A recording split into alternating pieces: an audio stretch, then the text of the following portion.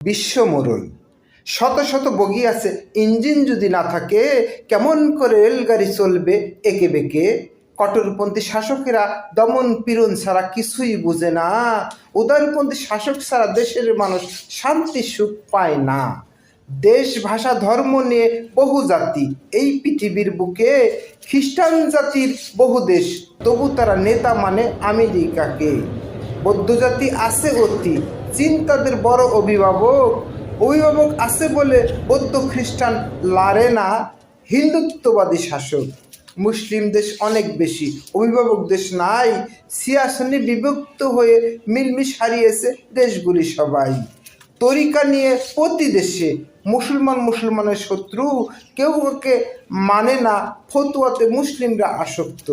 সিয়াসন্নি তরিকা ফতুয়া এইগুলো নয় সমস্যা, সমস্যা হলো অভিভাবক দেশ নাই একজোটের ভরসা।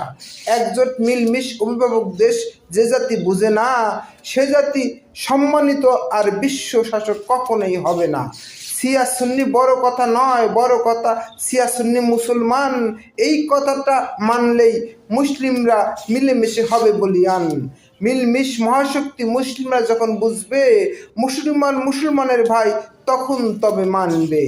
শিয়া সুন্নি তরিকা দ্বন্দ্ব ভুলে মুসলিমরা যখন এক হবে, এক মুসলিমের বিপদে আরেক মুসলিম তখনই আগাবে। এই নীতি মুসলিমরা যখন মানিয়া চলিবে, কোনো শক্তি মুসলমানদের বিপক্ষে লাগতে নাহি আসবে। একজোট অভিভাবক দেশ যেদিন মুসলমানদের থাকবে, যোগ্য দেশের ছায়াতলে বিশ্বমোড়ল মুসলিমরা সেদিন হবে।